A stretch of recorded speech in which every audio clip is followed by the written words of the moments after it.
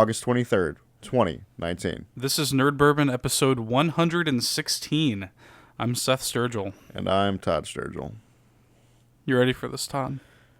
I was born ready. Once more into the breach, Todd. I'm not going to lie to you. I normally am very excited to record this show.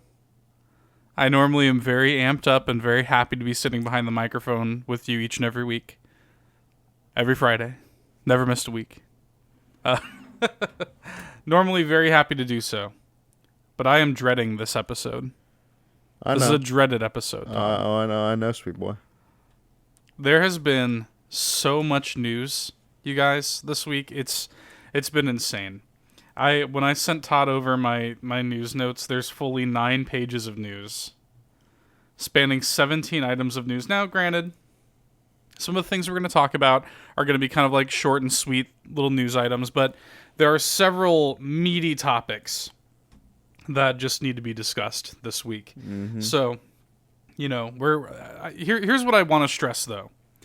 I do not want to rush anything. I want to leisurely go through this news. I don't want anything to feel rushed. I want to take it as it comes. This is going to be a longer episode than normal, but I think all of this stuff is worth talking about. Like I said, some of it we're probably just going to kind of touch and go with it.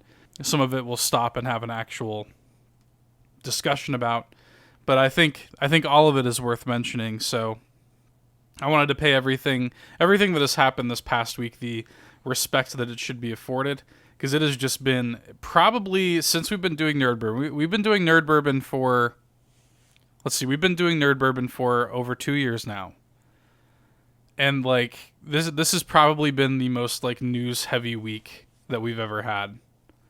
That's including like E3 weeks. Like it's just been packed full of pop culture news. We're going to talk about stuff that's been happening in video games. There was a Nintendo Indie Showcase. There was a couple of Gamescom pressers that have happened that we're going to cover. There's been a lot of movement in the movie and TV space also that we're going to be talking about. There's been some like NPD numbers have come out this past week, which we're obviously going to cover. We've got several like DLC news, big purchasing things happening. So there's a lot to cover, Todd. So settle in, buckle up, kids. Buckle up for a double stuffed episode of Nerd Bourbon this week. Before we get into that, Todd, I need to ask you the age-old question. What have you been playing?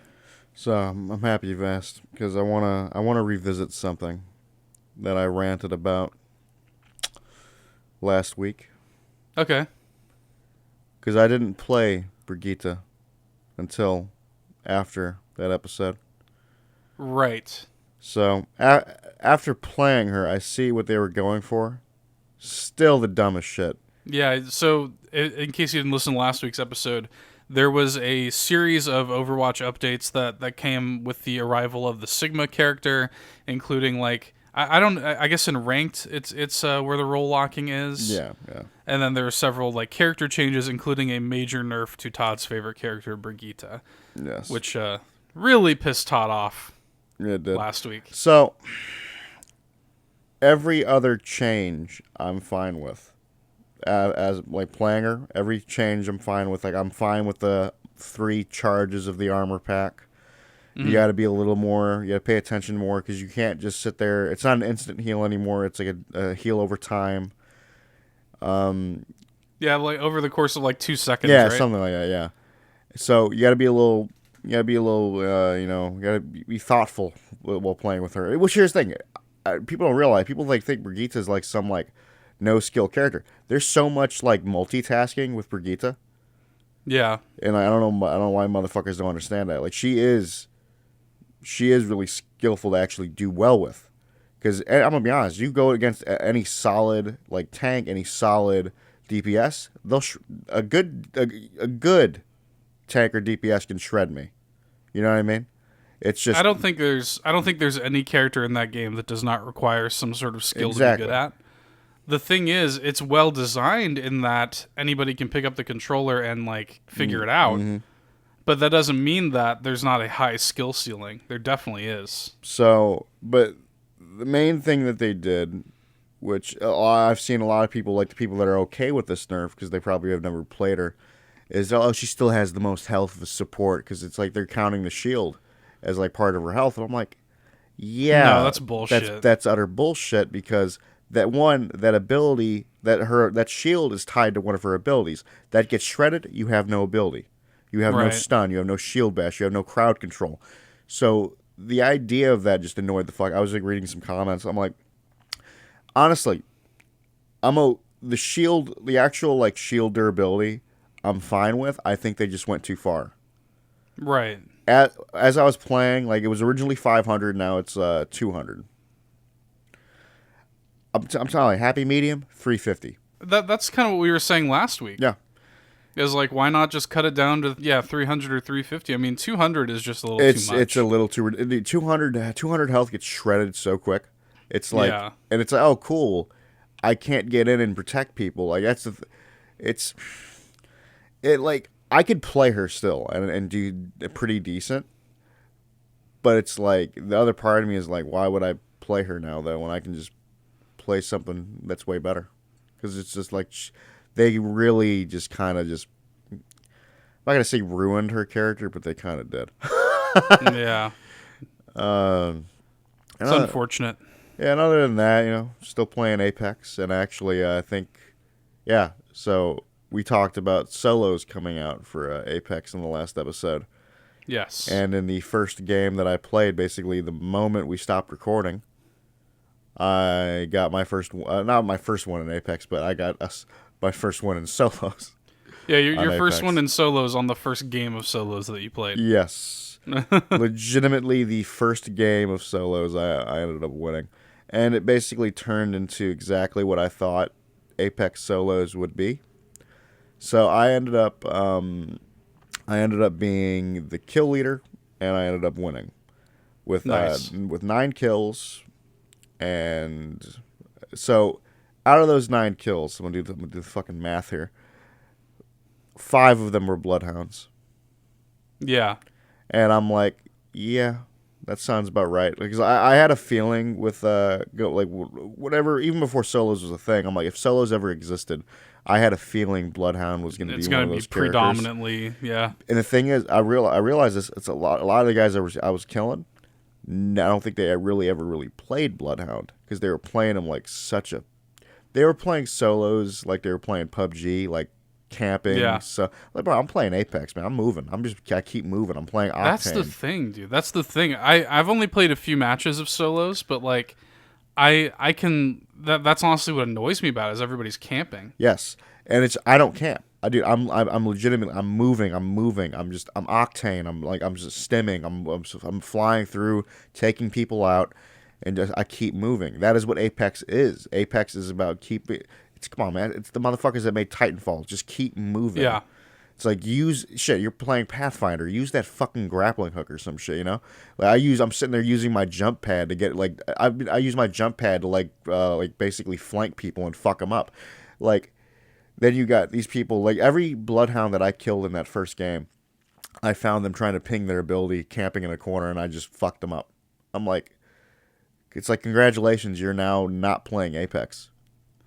I feel like they could resolve this by just making like a few little design tweaks to the to the formula for solos. Like, what if they made it so that the ring closes twice as fast, or they decrease the time until the ring closes, or something like that? Something to just maybe to keep people moving. Yeah, to keep people moving. I feel that that'd be something interesting for them to do, because Apex has definitely been like that kind of like that game that I've just been. It's in the dead times between like the big shit that's coming out in a couple weeks. About to say, it's not going to be dead for much longer. That's what I was saying. And the big shit that's coming out in a couple weeks, where I'm going to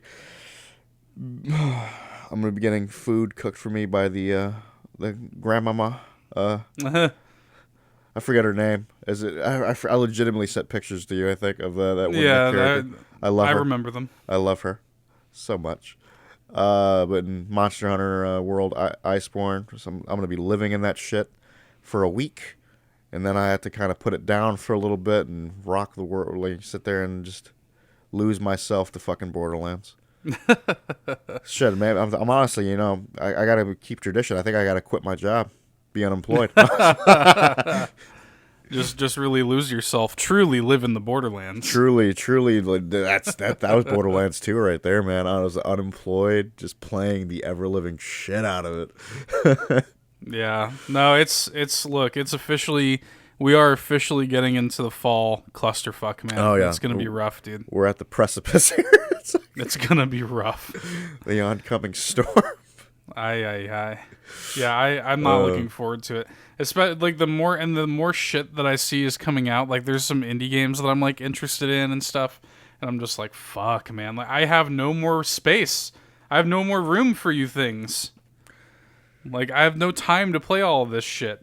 It's the thing with me is like I'm pretty sure I'm not buying as many games as you, but it's just like the ones not even close. No, the ones that I am buying are like take up my life games. Well, dude, like, you think about it, I am honestly, no joke, I am confident that I will still be playing 2019 games well into 2020. No, that's real shit, dude. Like, well into 2020. By the time March rolls around and we get, like, Animal Crossing, and then, like, April comes around and we get, like, Cyberpunk, I am still going to be playing 2019 games. I'm still going to be playing fucking Borderlands and fucking Monster Hunter. Fuck you mean? Well, Borderlands especially, because you already know they're going to have, you know, several pieces of DLC, yep. and yeah, so they're going to keep the content rolling with that game. That's going to be kind of an evergreen game for the next several years. I have no doubt about that. That's the thing. Borderlands 2 is still like pretty much an evergreen game for a lot of people, and it's shit. I've gone back to it like recently, you know, and just played the ever living shit out of it. Like shit, I even did shit I normally don't do. Did like maybe a couple OP levels, which I don't really care for. But I feel like with Borderlands 3, they're really going to lean into making it kind of a platform moving forward. That's with game. That's with a lot of games nowadays. That's the whole thing, like that. You know, games as a platform. Yeah, well, I mean, you just look at how successful Borderlands 2 was, and as a matter of fact, I didn't put it in the news drop because I don't think it technically came out this past week. But there was a news that Borderlands 2. But, you know, because they had like the deep discounts on Steam and the PlayStation Plus, it sold like 5 million copies just like this year alone. Yeah, that's fucking insane. It's why insane. It's honestly why I've always sat there. I'm like, Gearbox, this is your breadwinner. Like, yeah, like every other game that they've ever really done was like, eh. Well, yeah, I mean, so that's why I feel like Borderlands 3, they're going to roll out the red carpet, and they're going to be like, guys, you're going to be playing this game for a while. To the amusement of Randy Pittsburgh. To the amusement of Randy Pittsburgh. So it's going to be intense, dude. Like, especially moving into the next generation, I am completely confident that they're going to have an up-resed version of Borderlands 3 ready for when PS5 and Xbox 2 come out. At that point, we'll have the good old transfer characters. Oh, yeah. They will come into the next generation completely ready. It's all good, dude. If you're gonna pick up Borderlands 3, I think you have no worries about that being worth your money. Mm-hmm. Anything else you've been playing? I mean, other than like random like bouts of Absolver, doing some like downfall runs, which I just kind of just brainlessly do in the middle of the night. Yeah, more Ratchet, of course. Yeah, Ratchet. Still doing the Ratchet series. Sundays and Thursdays on our YouTube channel. Yeah, get that shameless plug. Get that plug in there. And then I mean, other than that, it's like my nights. You know, the work days. You know, it just turns into me. I come home, hang out with you a little bit, play what I play, go work out, rinse and repeat. For me, it's been a lot of Days Gone, so I finished and platinumed Days Gone this past week. So I was happy about that. I don't want to belabor. We talked about Days Gone for like 30 minutes last week, so I don't want to. I actually didn't realize that until like later on. I'm like, oof. Yeah, so I don't want to belabor my thoughts on Days Gone anymore, other than to say that I really, really enjoyed it. It probably is my front runner currently for Game of the Year. Of course, it's going to be dethroned, and I'm sure I am confident, though, that Days Gone is going to end up on my top 10 at the end of the year. I don't know where it's going to fall, probably towards the bottom after everything else comes out. But, like, currently, in a weak first half of the year, Days Gone is really good. I'm really happy with it. And it was a fun platinum, and I had a really good time with that game. Mm-hmm. I was very impressed. Bring on Days Gone 2. I'm ready for it. And I think they're going to do it. I think PS5 is going to see, give it a few years, really marinate on it. They've already got the world established. They've got the engine established. Just polish it up, and I think the world of Days Gone is really interesting. I really want to see more from this world. So that's what's exciting to me. I want to see Bend really get to, cut loose with Days Gone. Other than that, I actually ended up re-downloading Infamous First Light. Yeah, and I commented on it. I was like, I got home from work like a couple days ago or yesterday, and I was like, "Fuck, you playing Infamous for?" Yeah, I was talking about Infamous with our mutual friend Dan, and I don't know. I got into the mood, and I kind of went back and realized, I never platinumed Infamous First Light, so I'm actually going back and playing that. Did you know that I technically never beat the first two? Really? Yeah, I started playing both of them. Never beat them. I have no cousin. Well, here's the thing. What console was it on? Yeah, I know. So that's kind of it's a losing battle. I think you even said, like, if they ever ported it up. Oh my god. Here's the thing. I'd jump right on that because it's like, you're gonna be on my PS4 or whatever. Yes, let's go. I'll play you. Now, you could technically probably play them on PS Now or whatever. But fuck PS Now. But PS Now I've tried it. Like, I've tried it. Isn't it pretty jank? Well, yeah, because it's like streaming or whatever, and it just does not work as well as they think it does. I wish you could just download it. Wait, can I say something? You hear that, Google Stadia? You garbage ass nose. No, that's why I think Google Stadia is not going to be a success. I mean, I hope it is. I hope I'm wrong, but I don't feel like we're there yet. It's going to go the way of their bout in social media. Yeah, it's an experiment, but I mean, look, we'll see. See, here's the thing: Google has the money to make these like fucking experiments. You know what I mean? Well, it's like Amazon. Like if you look at Amazon, they will do random experiments, and it's funny if you actually do the research and see that most of them don't work out well for Amazon. Right. Amazon actually usually ends up losing money whenever they do these like weird random things. So like they have the money to burn on it though, and Google's the same way. So I don't know. We'll see. I mean, they're certainly making a big deal out of Stadia, but I don't think that necessarily means that Stadia is going to be a big deal. No, I've been kind of shitting on it since the beginning of it. So yeah, it's like okay. I think we will probably move to a place like this eventually, but the country is just not ready. We're not ready for it. We don't have the internet for it. Yeah, we're just not ready for that. And even like with my internet, like I have good internet, and I can't. I mean, I still got lag when I was trying to play Force Unleashed over PS Now. Mm-hmm. So it was not fun. It was not a good experience. I wish there was a way that I could just like download it and play it, properly. And I know that there's some issues with like the PS3 had that weird like cell processor, so there's some weirdness with the PS3.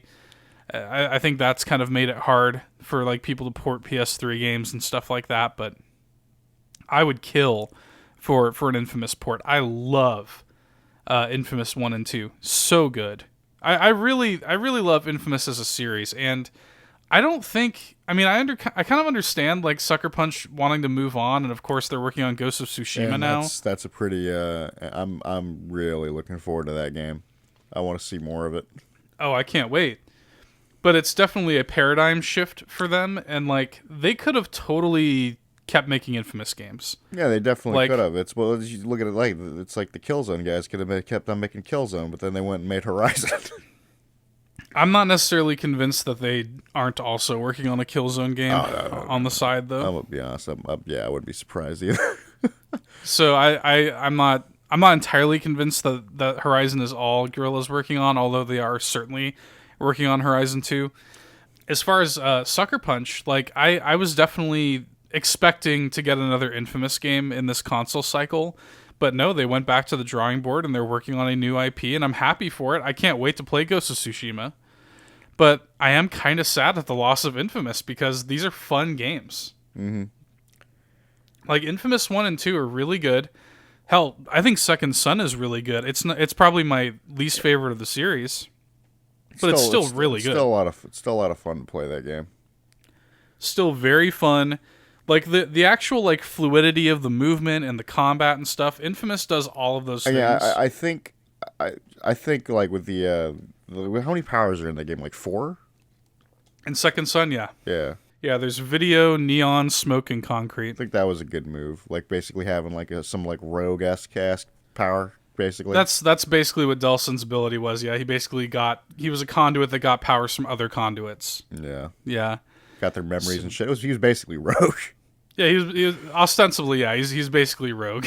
Deadass, like got little vignettes of all of their memories and stuff when he touched them and got their powers, and it was interesting. Like Delson's an interesting character, and I actually kind of like how the game does sort of make good on the how vastly different the endings can be, the good and the evil endings can be. I don't even know what the evil ending is because I got the good ending. I know that for a fact. Oh, dude! Like if you sit like Delson like basically creates like he and all the conduits basically like take over like the fucking world, Shit. And he goes back to his like reservation, and like the woman there like disowns him and kicks him out of the tribe and shit. Uh-huh.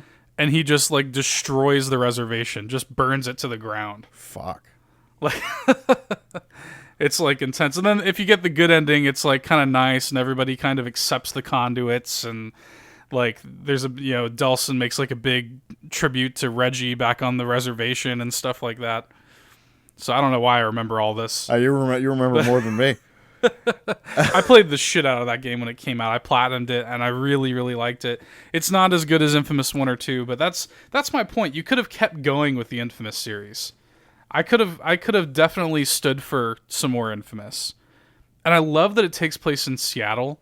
Like, Seattle is such a great location, such an underused location for video games. I love Seattle. So anyway, all of this to say that I re-downloaded First Light, and it was nice to kind of like come back into it and, kind of fuck around with Infamous powers, have a good time. First Light, I think in a lot of ways is actually better than Second Son. It tells a really tight kind of story that's really good. I really love the challenge rooms, which is what I'm working through now to get all the trophies and earn my platinum. So that's basically been my week. Days Gone and Infamous First Light. Solid. So pretty much what I've been playing. And I suspect that I'll probably earn the platinum for First Light by the time you guys are hearing this. So I want to say one thing before we move on. Okay. One day I will play Days Gone. One day I will be in the right headspace for that game. See, Days Gone for you is like Red Dead Redemption 2 for me. Where I'm like, dude, I love Days Gone. And you're just like, it's just not for me. And Red Dead's the same way. You love Red Dead, and I'm just like, it's not for me. Yeah. One day I will maybe have like be in the right mind, like headspace for that game. I'm just, every time I've tried to play it, I'm just like, why? I loved it. Like, I really loved it. I was. Dude, it didn't grab me. I never got it. I never got why. Like, it's like. I was actually shocked at how much I thoroughly enjoyed Days Gone. Like, it really is very good, I think. But in the future, so they actually just released today a demo for Dragon Quest XI S on Switch. So I'm going to be checking that out at some point today. And I'll probably report back next week with thoughts on that, because I've never fucked with Dragon Quest or anything like that. So yeah, let me know what you think. Because I'm definitely interested. I want to jump in to the series, and I hear that this game is a really good jumping on point. So when it's coming out on Switch, it's like the definitive edition on Switch. It's got all these new. Dude, doesn't it have like the dumbest title in the world? It's like Dragon Quest XI Echoes of an Elusive Age Definitive Edition S. Fuck. What a title. Yeah, it's in typical Square Enix fashion. So yeah, but they have a demo, and you can play it and actually carry your progress over into the full game and stuff like that. So. I respect when demos do that. Yeah, And they also have like a free DLC pack that you can get, which gives you like some costumes and some stuff to carry into the full game. So there's a lot of like little incentives where I'm going to play it, and if I enjoy it, I'm more than likely going to end up buying the game, which is just one more fucking game I don't have time for. So yeah, there's that. You can also, I noticed, you can finally like pre-purchase Link's Awakening also on the eShop, and you can do the same with Ni no Kuni. I'm just like, oh my god. Oh no. There's just so many goddamn games, dude. So there's not enough hours in the day. I feel like I am gonna buy Ni no Kuni on the Switch. Are you gonna get it on Switch? I think I'm gonna get it on Switch because I feel like that'd just be a perfect game for the Switch for me. Yes. Is this like if I'm ever like on like a trip or whatever? Dude, on the plane ride down here. Yeah, exactly. Play some Ni no Kuni. Yeah. Let's be real. You're probably just gonna sleep on that plane I'm ride. gonna be dead. You already fucking know, dude. I'm gonna teleport. I'm gonna do them sleep strats. And you're not gonna be in the air very long anyway. Yeah. Oh, Todd, are you ready to tackle this beast? Let's fucking do it. I'm like, We have got so much news here. I sent you my notes. Now, I do want to stress to you, Todd, as you're reading these notes with me, that I am not going to be tackling them in the order that they're in on my notes. I'm going to be jumping around. I've ordered the way I'm going to kind of discuss this stuff is in order that makes sense. I'm kind of grouping things together and kind of making them flow a little bit better. it's fine. But so basically I started off, the same way I do my notes every week when I prepare my news drop for the show. I basically just open a Word document and I just have bullet points and I just kind of write little mini articles kind of interpreting the news as I see it, the news that I want to cover on the show. And I just make notes for myself and I just kind of throw them in there in no real order, and then I kind of read them off in any particular order when we actually record. So, yeah, this is just a mess of news this week. Just an insane amount of news this week. So I think I've actually got 17 items on the news drop this week. So Item 1. No, I'm just... let's get right into it. Let's start by talking about the July NPD, which was released this past week. So I like to cover this because I think there's some interesting stuff in here. So let's go through the list here. We've got the top 10 software sales for the month of July, and they are in order. Number 1, Madden NFL 20, of course, because Madden. Yeah, Number 2, Fire Emblem 3 Houses. Number 3, Super Mario Maker 2. Number 4, Marvel Ultimate Alliance 3 The Black Order. Number 5, Minecraft. Number 6, Grand Theft Auto 5, still hanging in there. Number 7, Super Smash Bros. Ultimate. Number 8, Mortal Kombat 11. Number 9, Mario Kart 8. And number 10, The Legend of Zelda Breath of the Wild. So, what's going on with this fucking renaissance of Minecraft? I don't know. I mean, Minecraft always kind of floats around in the top 10. There's a big renaissance. Like, I think, like, I've been seeing so many, like, YouTubers playing it again. I'm like, what the fuck? Well, you know what I think a lot of it has to do with, and I don't know if this, if NPD accounts for this or not, but I think that it just got a pretty major update on PC that allows for a different sort of graphical interface, which is actually... So basically, and I didn't put this in the news drop, but I did end up reading about this. Minecraft had they promised some big graphics update called like it had a name to it, like Minecraft HD or something like that. So, yeah, I think I remember that, yeah. Yeah, so they ended up canceling that. They're not doing that anymore because they're having some sort of issue getting it to work on all platforms. So what they're doing instead is they have retooled some new stuff in their engine for PC, and I think that's rolling out. And it's basically doing the same thing. It's just making the game look a lot prettier. And I think maybe that gave the game a little bit of a resurgence, gave it a little bit of a bump. So I could be wrong about that. I don't really keep up with Minecraft, but I do. I played it back like years ago, but like I don't really fuck with it now. I think everybody's kind of had their little stint with Minecraft where they try it. You know? Yeah, I think Minecraft was one of those things. Like, yeah, fun. I mean, it wasn't like, it's not really like my type of game. Like, I had fun when I was playing with there used to be a thing it was like a group of motherfuckers. We'd all play together. Yeah, I've jumped in and I've played 10, 15 hours of Minecraft here and there. I had some pretty depraved things. Oh God. Do I want to know? So, dude, do you want to tell you the story? Yeah, go for it. Okay. It was me, Tyler, and basically that like hodgepodge of like friends and shit. Yes. I'll name drop them. The Knaves. The Knaves. But they had this whole little like fucking like house in the sky basically. Uh-huh. And I made it's basically there was a secret passageway to a sex dungeon. Oh, God. I didn't know I was going to learn about your, like, dark, fetishistic Minecraft past. Dude, it's pretty bad. There was a pig in there. Whoa. Yeah. That is pretty bad. There was a pig in there, a jail cell. It's pretty good. Well, I think you just figured out why Minecraft has had a resurgence. Brings out the worst in everyone. Anyway, weird Minecraft sex cults notwithstanding, it is worth noting from this NPD stuff that Fire Emblem Three Houses represents the largest launch of any Fire Emblem game in history. It is instantly the second best-selling game in the franchise, just under Fire Emblem Awakening. Instantly, the second it releases. In addition to that, Breath of the Wild is now officially the best-selling Zelda game in history, the top 5 of which are Breath of the Wild, Twilight Princess, Ocarina of Time, Majora's Mask, and Link's Crossbow Training. Really?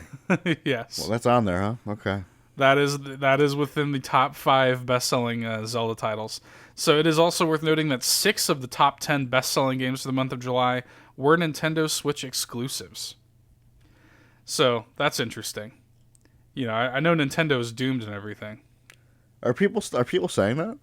People have always been saying that ever since like the Wii days. Even though the Wii was going on to sell like 120 million units or whatever the fuck it sold. I feel like people just like Nintendo is like. I mean, I have a Switch. I love my Switch. Do I play it as much as you? God, no. But well, it's like just Nintendo's always been the underdog, and like, I mean, look. Nintendo fans like myself, I mean, we've taken a lot of shit over the years. You know, I lived through the Wii U era. I came out on the other side. But, never once was I like, Nintendo is doomed. We had bad fucking years. We had years where, like, what was it? The year before the Switch came out, I guess that would be 2016. I think there was literally, like, 2 first-party Nintendo games that entire year. Well, do you remember what they were or no? Like Kirby Planet Robobot and like Metroid Samus Returns on 3DS. Okay. I think that was like it for that entire year in terms of first party Nintendo releases. Maybe like Paper Mario or something like that. It was like scarce, dude. And like we were starved as Nintendo fans, but we were holding out because we knew the Switch was right around the corner, and our faith was rewarded with the Switch and with Breath of the Wild on launch day. I mean, what a great launch day title that is. I don't think it can be overstated how vindicated I felt as a Nintendo fan. Where it's like you get home the Switch after so long, after waiting, after starving, and you get the Switch home, and you get to play one of the best games of all time. So good. Anyway. Moving on, we got some more. So we, obviously the NPD updates the top 10 best-selling games of the year, and those are, thus far, in order. Number 1 best-selling game of the year so far is Mortal Kombat 11. Number 2, Kingdom Hearts 3. Number 3, Tom Clancy's The Division 2. Number 4, Anthem. Number 5, Resident Evil 2. That's mind-blowing to me. Anthem? Yeah. That game sold. The game sold very well. Here's the thing, it was a flash in the pan. Because a lot of these games, I mean, like, it sold really well, and then it just didn't really sell anything else. Yeah. And that's kind of the story with a lot of these games. Number 5, Resident Evil 2. Number 6, Super Smash Bros. Ultimate. Number 7, Red Dead Redemption 2. Number 8, Madden NFL 20. Again, keep in mind, it's already entered at number 8. The game's been out for like a week. So I'm not surprised by that, dude. Everybody buys fucking all those motherfuckers. Gotta get their Madden. Number 9, Days Gone. Number 10, MLB 19 The Show. I imagine that next time we visit the NPD next month, Days Gone will not be on this list, unfortunately. Yeah, it's going to be those two. The two sports games are going to be a little higher up. Shit, Madden might be fucking on the I imagine Madden is probably going to penetrate the top 3 this time next month. So we'll see. Sales for Mortal Kombat 11 are now the second best in the series history, just behind MKX. It is also now the 5th best-selling fighting game in history. So that game did really well. You got to consider, Todd, that Mortal Kombat 11 is a multi-platform game, and that something like Days Gone or even Smash Ultimate, these are single-platform games. Mm-hmm.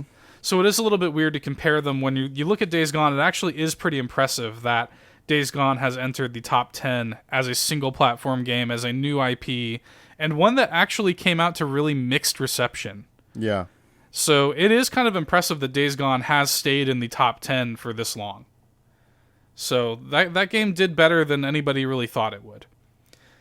It's also worth noting that the Nintendo Switch was the best-selling hardware for the month of July. The month suffered a 22% drop in overall hardware sales compared to last year, and the Switch is the only console that has experienced year-to-date sales gains for 2019. So, Switch still riding high. Granted, you got to imagine that a lot of like hardware interest is kind of waned for the other two because everybody knows that we are on the cusp of getting new consoles. So, of course, why is anybody going to run out and buy a PS4 right now when they know PS5 is right around the corner? So, that's why that is. And then, of course, the Switch just had a new hardware revision, so people are buying that. Switch Lite's right on the horizon. Todd, I want to talk about GameStop a little bit. I know you love GameStop. Do you wish to open up this? No, I'm just... So we've got more bad headlines for GameStop, unfortunately, that have reared their ugly heads this week, as the struggling company has laid off 100 employees in its corporate office, as well as nearly half of the staff of 28-year-old Game Informer magazine. It's worth noting GameStop has been the publisher of this magazine since the year 2000. These poor bastards are trying to do anything just to stay afloat until the next gen.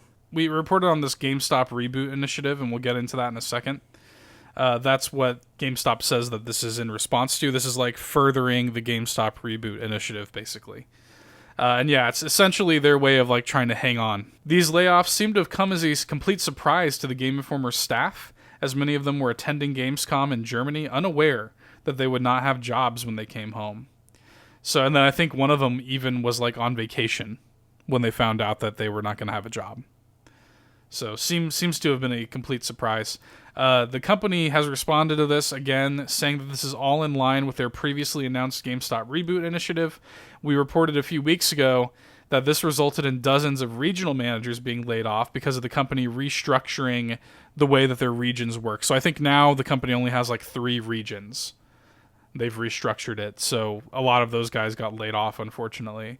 The past year or so has been brutal for the company, with changes to their rewards program being met with ire from media and consumers, plummeting stock, and posting losses to the tune of $500 million. Obviously, every time we talk about GameStop, there's something bad to say, right? There's always.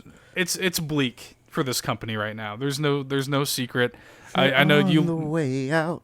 I know you love giving GameStop a good ribbing here on the show, and I allow you a platform to do that. Let me tell you this right now.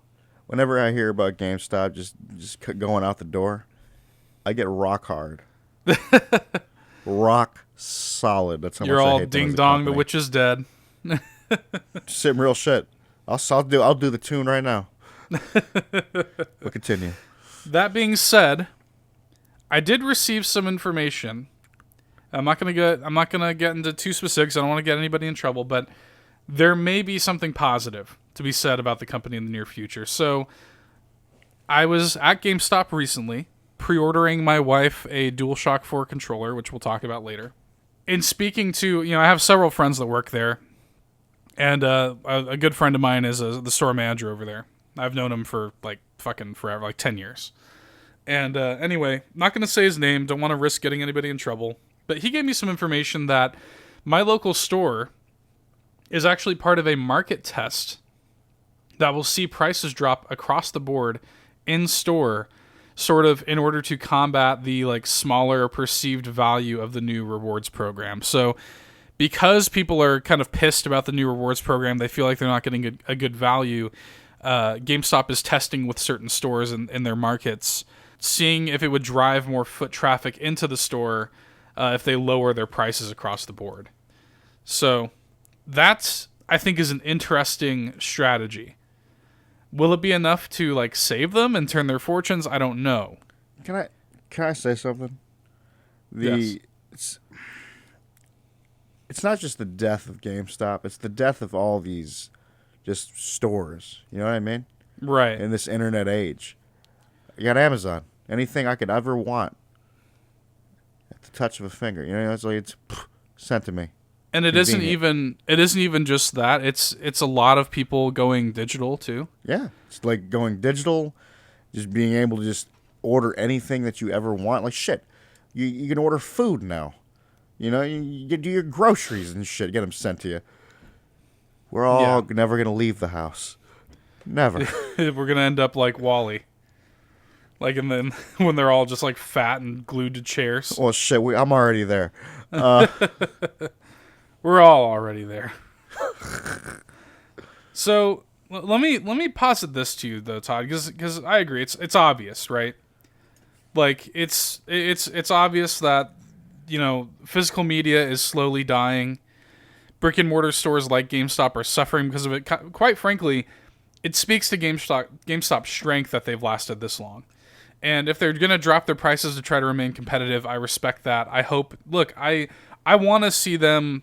I know you disagree with me, but I like GameStop, and I want to see GameStop, you know, go on for as long as they're able to. I have friends that work there. I want to see them in jobs. I want to see them happy. Blah blah blah. Yeah. Now, let me posit this to you, Todd, because of course GameStop is often used as a punching bag. And, you know, of course, as we've established several times on the show, it's probably well-deserved for much of it anyway.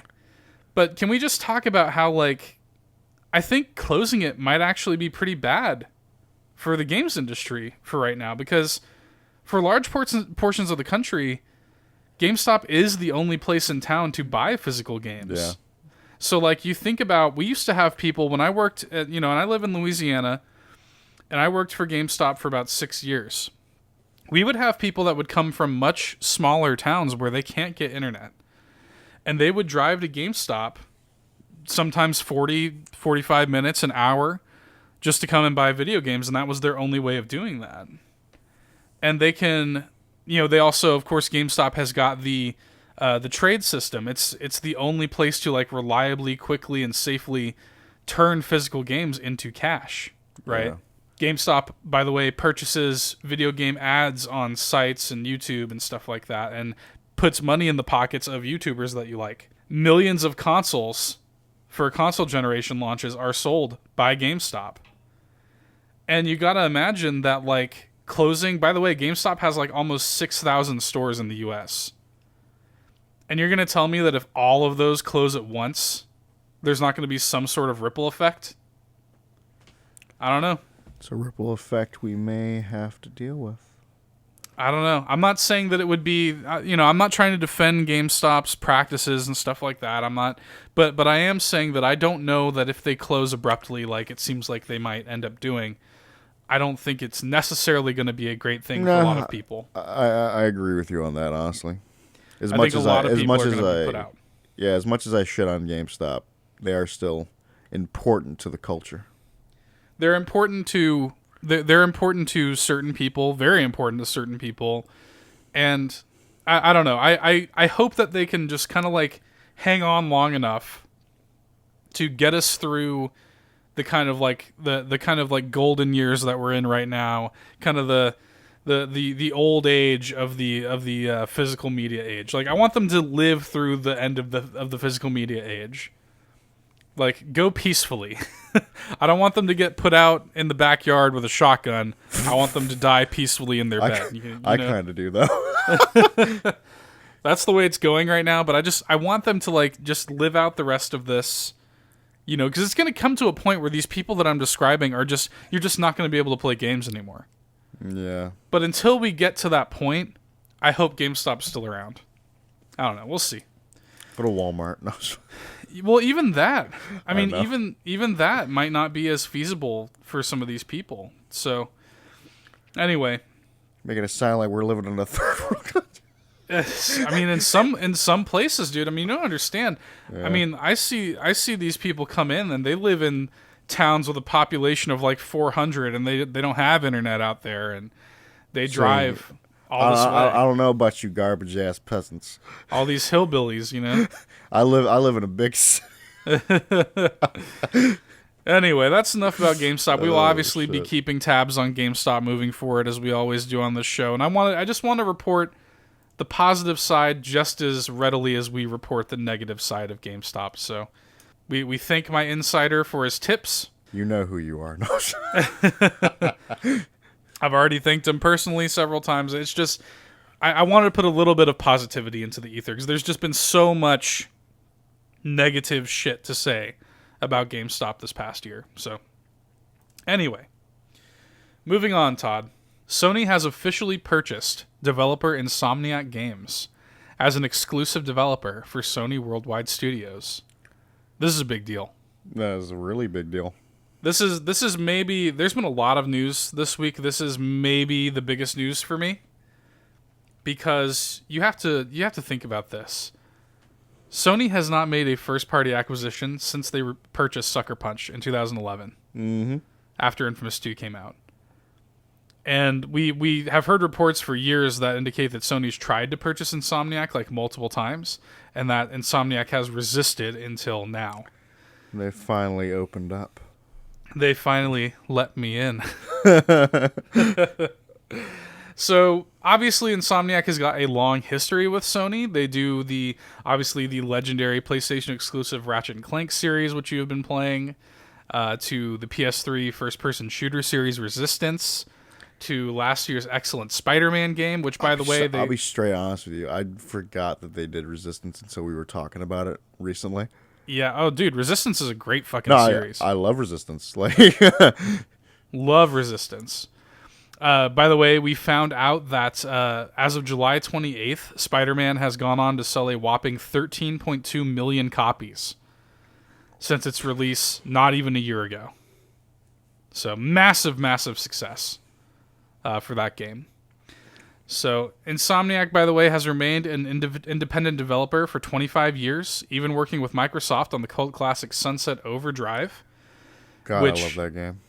And I like it too, and you know it's funny because Insomniac does own the IP for Sunset Overdrive, but Microsoft holds exclusive publishing rights for the first game. So, in other words, maybe there's some sort of like timed kind of contract with Microsoft where maybe they'll wait it out and like re-release the first game or something like that, or maybe they'll just say fuck it and make Sunset Overdrive 2 on all platforms or something like that, or for Sony platforms rather. But like, I sort of doubt it. I sort of think Sunset Overdrive is just dead. I'd be there for Sunset Overdrive 2, like day one, because I truly do like love that game. But I'm pretty sure it's dead. My dream scenario. Now here's what I wholeheartedly believe is happening at Insomniac right now.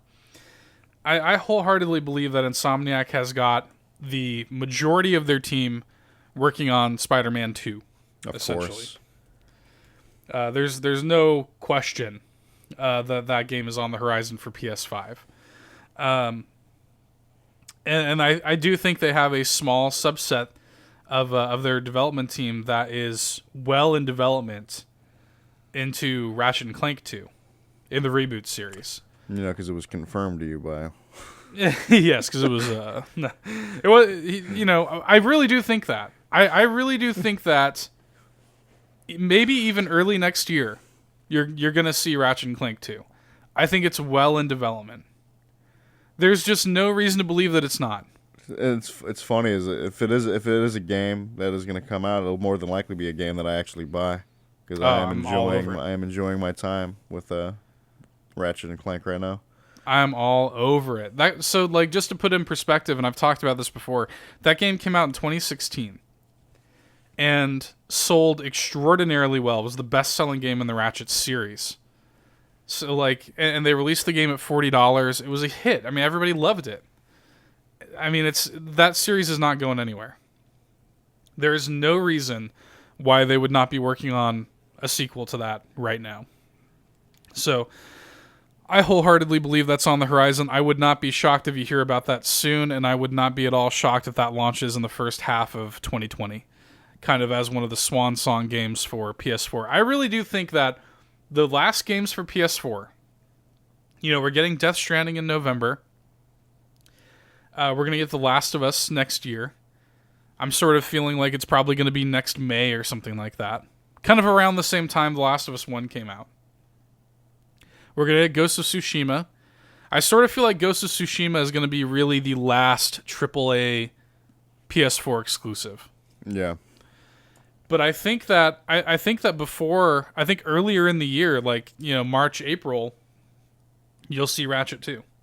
And I think that'll be it for PS4 in terms of exclusives. And then we'll move into PS5. We shall see, but this is a big deal, man. This is a big acquisition. Again, Sony does not buy... Sony does not just buy studios willy-nilly. To put this in perspective, Sony, I think, owns... I think it's 14 studios. Yeah, something like that. And that's just... Like, Microsoft just casually bought that many studios, like, a year or two ago. So, they don't buy studios up willy-nilly like Microsoft kind of does. It's rare that they acquire new studios. Again, they have not acquired a studio since Sucker Punch 8 years ago. So it is not a common occurrence. So it's cool to see somebody get worked into the fold. And Insomniac, by the way, is a perfect fit for the Sony library. So bring it on. They've essentially been working with Sony over the past 25 years with like great exclusives anyway. So this doesn't necessarily shock me. By the way, you were actually right. It is actually like 14 studios. Okay, yeah, I thought so. I looked it up. I'm like, this motherfucker. I'm counting them out. I'm like, this motherfucker was right. I know my shit, Todd. I was just thinking in my head. I could probably name most of them if I really wanted to. Do it. Okay, so we have Insomniac now, Sucker Punch, Naughty Dog, Santa Monica, Studio Japan. We've got what is it? What's the one that makes Gran Turismo? Don't remember what it's called. The one that makes Gran Turismo. So that's 6. What else do we have? We have Bend. Mm-hmm. I'm blanking on the smaller one that made like Journey and Flower. There's a couple of them. You want me to start naming them? Yeah. So you have Bend, you have Japan, you have London, you have Northwest. London. London's what I forgot. Yeah, you have Northwest, San Diego, San Diego. Yeah, I forgot about that one. Then there's another was it Mateo? San Mateo. Yeah. Yeah, Santa Monica. I said Santa Monica. Gorilla, Insomniac, Media Molecule. Yes. Yeah, I should have said Media Molecule. Naughty Dog, Pixel Opus.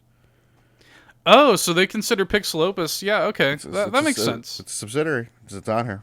Okay. So, and then, was it Polyphony Digital? That's the Gran Turismo guys. And then Sucker Punch. Yeah. So, yeah. I'm sitting there. I'm like, this motherfucker was right. Yeah, well, that sounded the numbers sounded right to me. I'm surprised that that Pixel Opus. I mean, yeah, it technically is a first party studio. So those are the guys that are making Concrete Genie. Okay. So yeah, and Sony, of course, Gorilla and Sony London. Yeah, these are pretty big studios too. Although, what's the last thing that Sony London made? I don't even remember. I think they might have made that PSVR game. It's the last game that they made. I'm on it right now. Yeah, Blood and Truth. Yeah, Blood and Truth. Yeah, that's that PSVR game. Apparently pretty good, too, from what I heard. So, anyway, that's a tangent. The point is, Sony's worldwide studios are a tight-knit group. And it's cool now that Insomniac is a part of it. Especially given their history. Now, what I would love to say, like I said, I think that the structure of this is probably most of the team, probably literally 95% of the team is all hands on deck on Spider-Man 2. I would like to believe that they've got, and obviously I think Ratchet has got a place in there too. They probably got a team of, 30, 40 people working on Ratchet or whatever. And I would like to think, I would love it, I doubt that this is the case, but I would love it if they had a small crew in the pre-production stage of rebooting Resistance.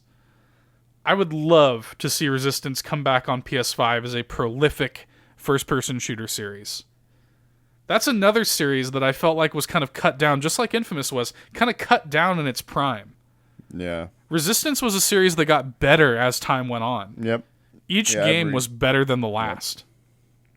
And by the time we got to Resistance 3, I mean it, Resistance 3 is one of the top 5 PS3 games. Period. That game is excellent. Fucking excellent.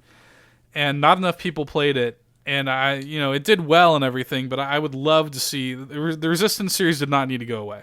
Anyway, that's the Insomniac news. Let's move on to a little more minor Sony news here. So Sony has announced 4 new colors that will be added to the DualShock 4's palette of over 25 color options this fall. They are electric purple, red camouflage, titanium blue, and rose gold. By the way, the rose gold one caused my wife to lose her fucking mind. so that needed to get bought. That was actually the reason I was in GameStop. I was pre-ordering and paying for her a rose gold DualShock 4. So these will be coming next month in September. They will retail for the standard $64.99 that DualShock 4s typically cost. And indeed, if you're a fan of rose gold, you're in luck. There is a rose gold variant of the PlayStation Gold wireless headset that is coming in November, and that will retail for $99.99. Oh no, does she know about that too? She does. I don't think she wants it though. Blessedly. I was like, thank God for you. Blessedly, I don't think she knows about that, or she cares about that, because she doesn't. Here's the deal: I have a gold wireless headset, and I gave it to her, and she doesn't really use it. Right? Yeah, I was about to say.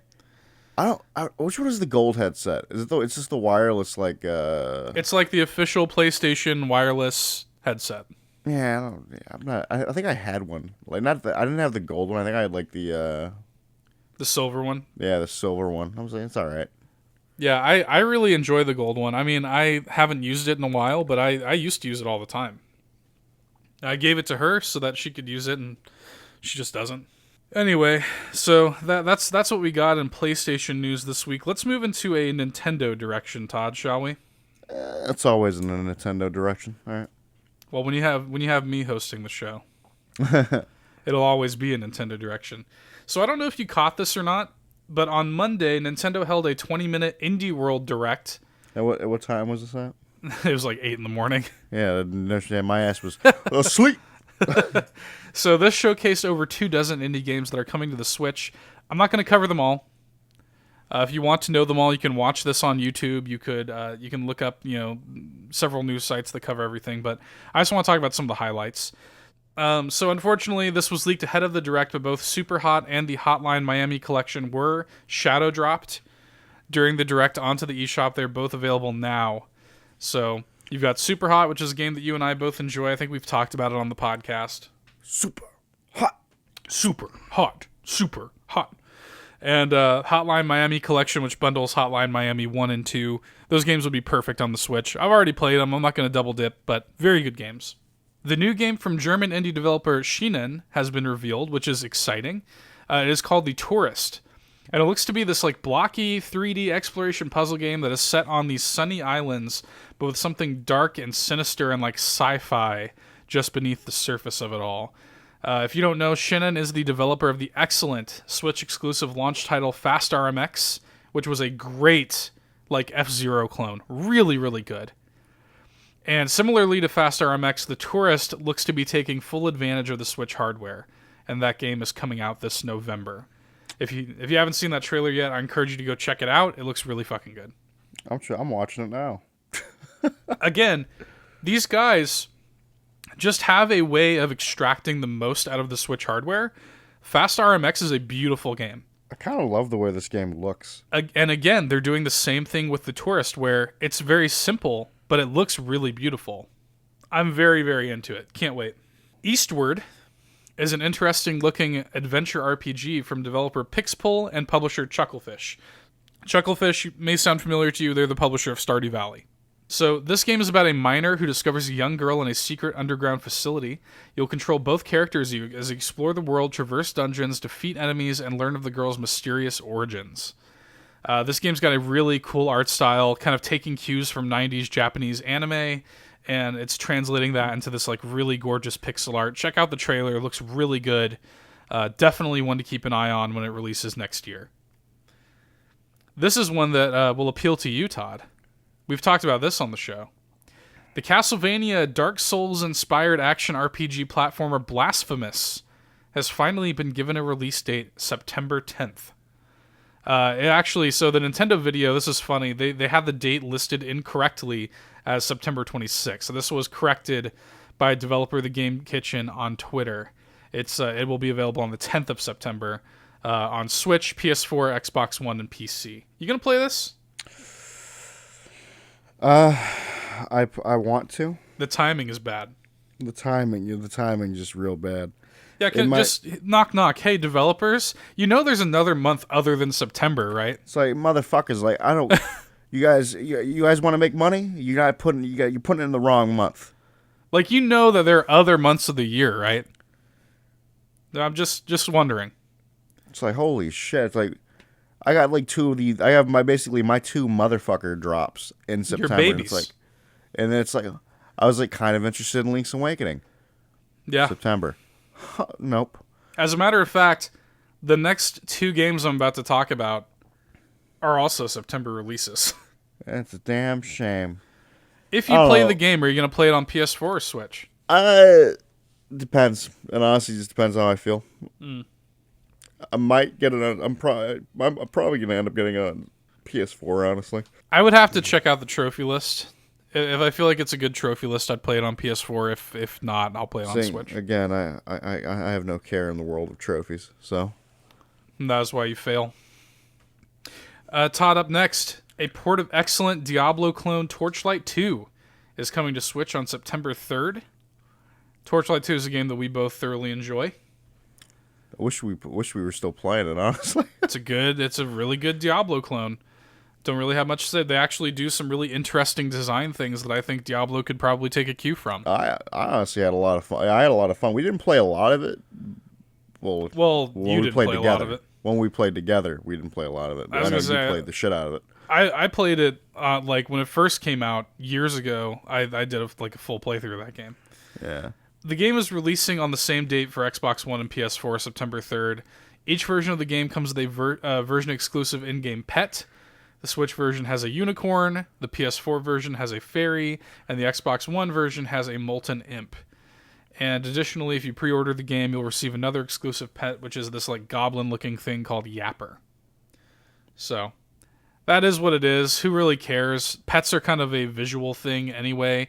The pet mechanic in the game is interesting because you can actually load up kind of junk onto your pet and then send them to town. Love that shit. That was actually one of my favorite things. Love that because in Diablo you always have to kind of like you'll fill up your inventory. You have to TP to town real quick and then come back. It's so nice to be able to continue adventuring while your pet sells your bullshit. While still getting rid of all your bullshit. So good.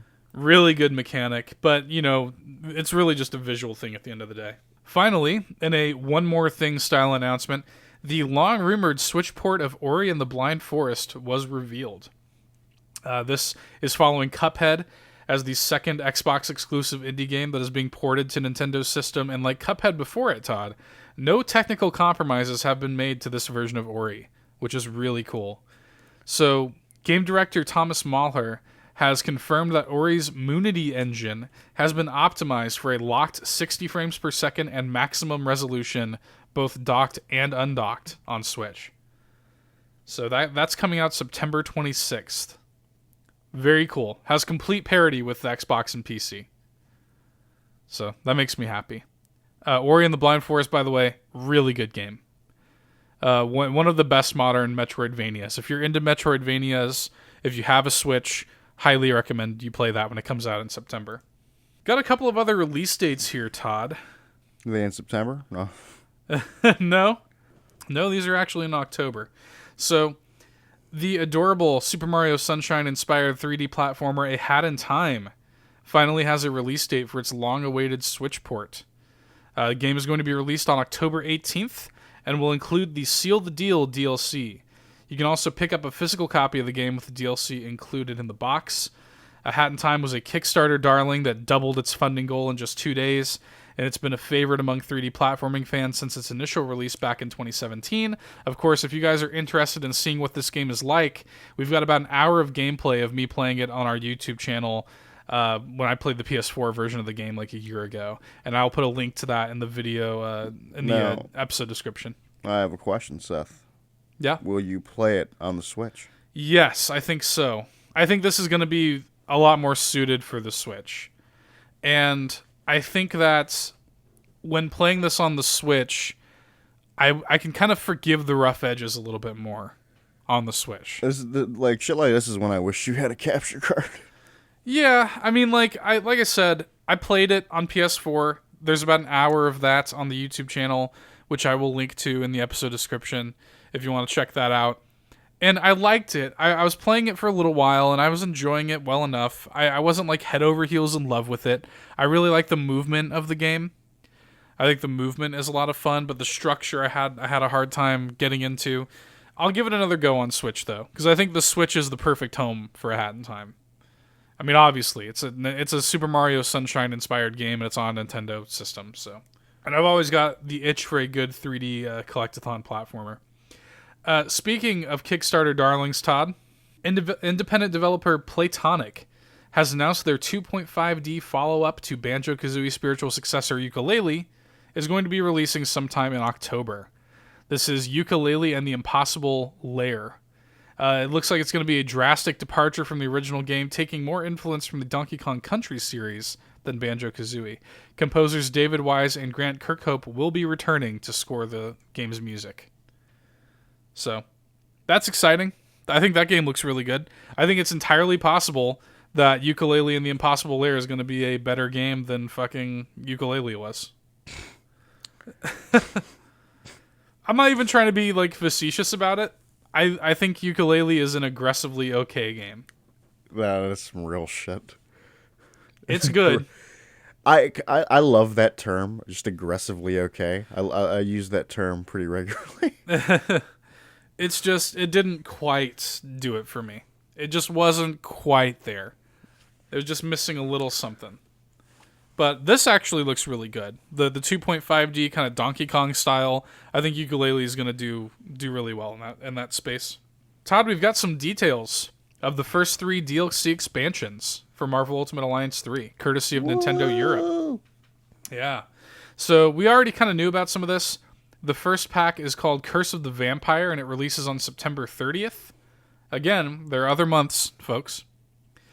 This pack includes Blade, Punisher, Moon Knight, and Morbius as playable characters. Again, we already knew this.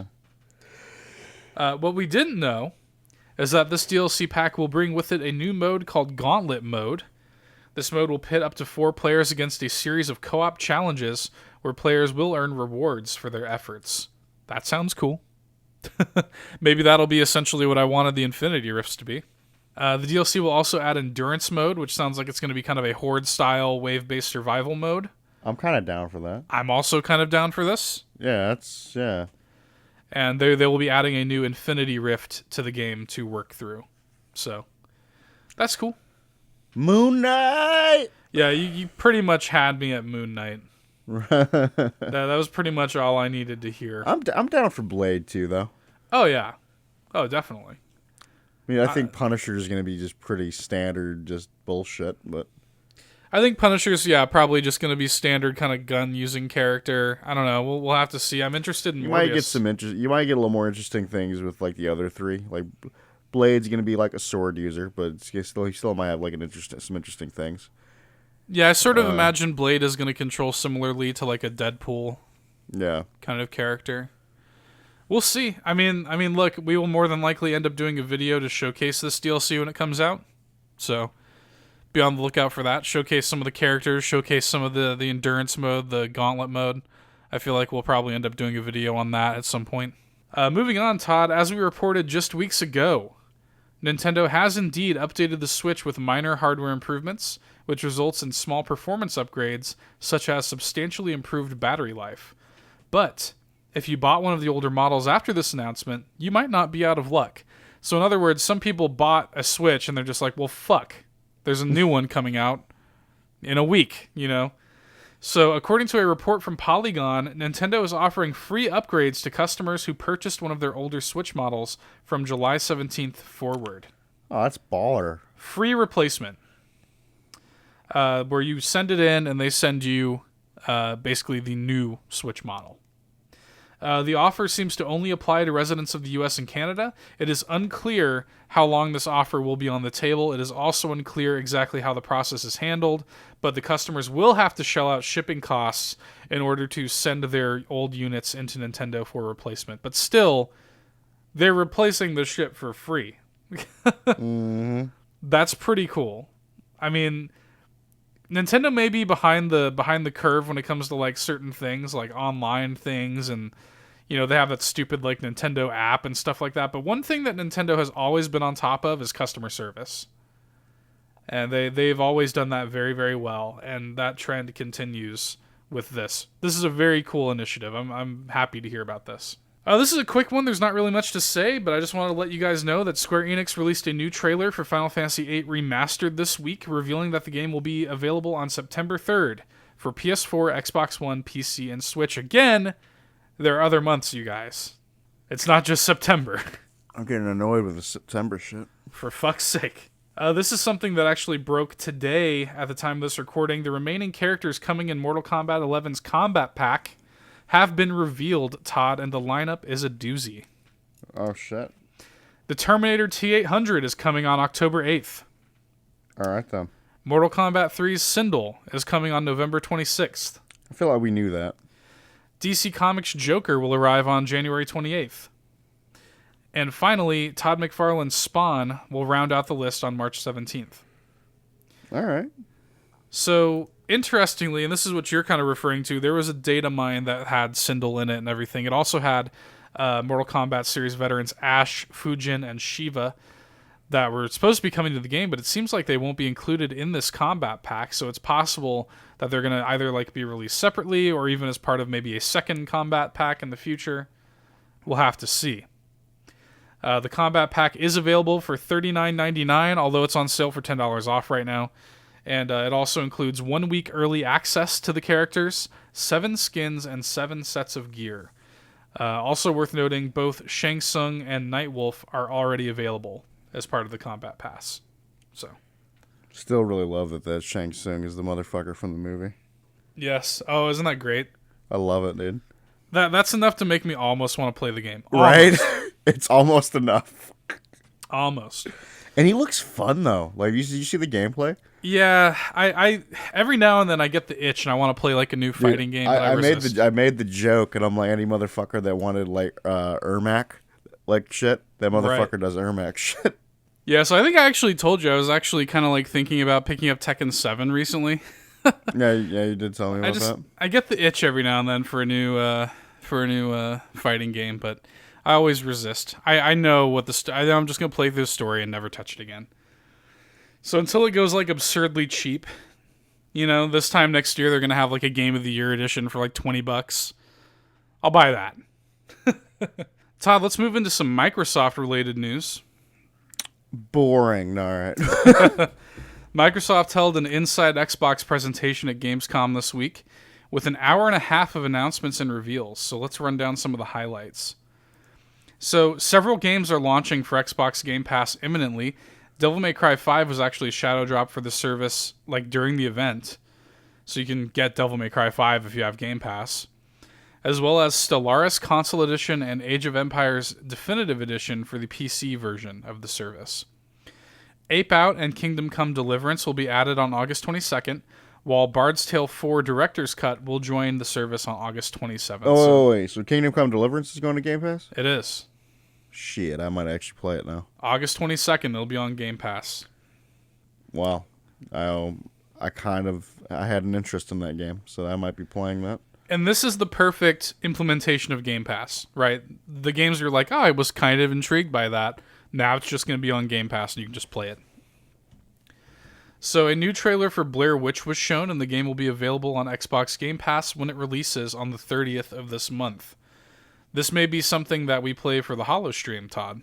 Maybe a game that we stream for our Holo streams. I think we're talking about returning to that this year for the month of October, so I think that is probably going to end up being a thing. Probably play through Blair Witch. Although, I'm kind of hearing mixed things about it from people who played it at Gamescom.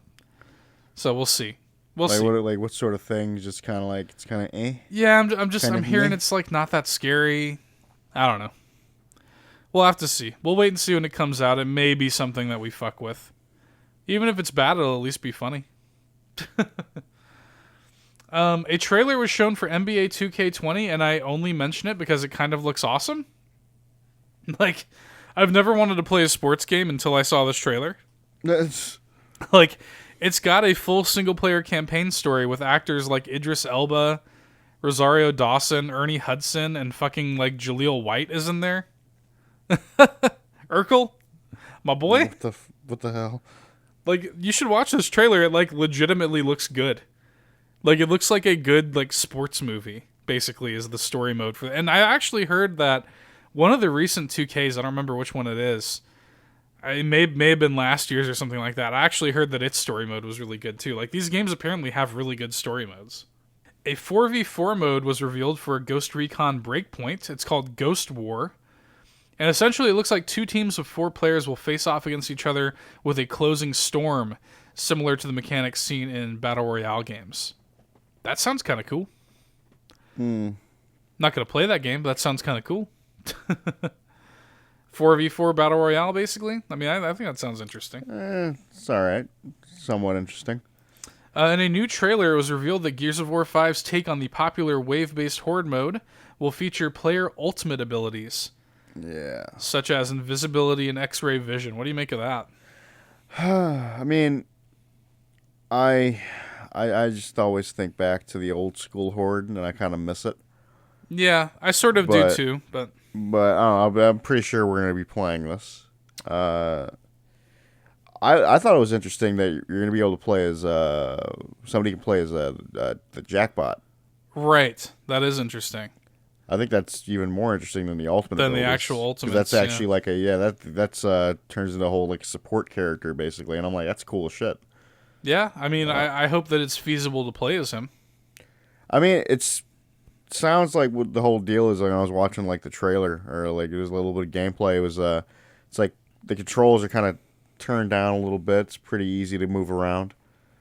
Maybe it's just supposed to be like accessible for players who aren't necessarily as good at the main combat as others. Yeah, maybe. And it's I'm looking forward to it. You know, I wouldn't mind jumping back into some Horde. Horde was always fun. Horde was always a highlight. You know, back in the Gears 2 days, always had a good time with Horde.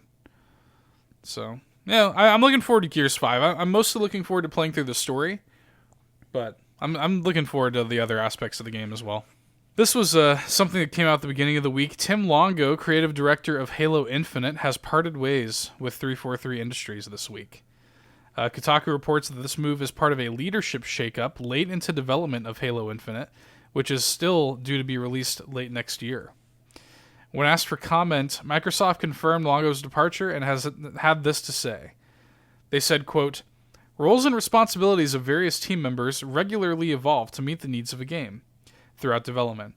We have recently had 2 changes to the Halo Infinite development team. Our executive producer, Mary Olson, will now take charge of the campaign team on Halo Infinite as the lead producer, utilizing her many years of experience at 343 to help craft a great campaign for fans. Additionally, Tim Longo has recently departed our team, and we are truly thankful for his many contributions to our games, our studio, and the Halo universe. We wished him nothing but the best in his future endeavors. The overall creative vision and production of the game remains led by Chris Lee, studio head of Halo Infinite.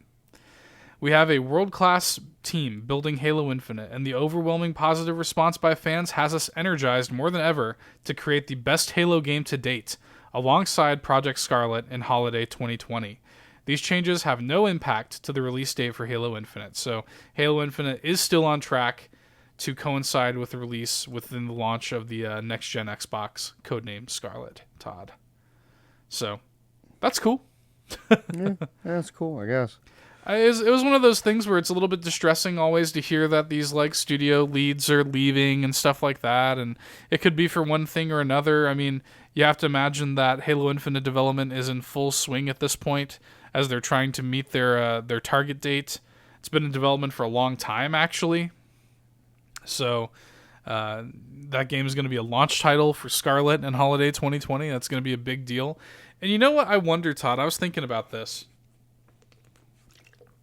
Since we know that Xbox is going to launch with a Halo game, do you think that pressures Sony into launching with something major?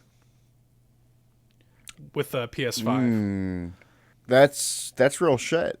Because, like, right out the fucking door with, like, one of, like, Xbox's, like, biggest series. You know?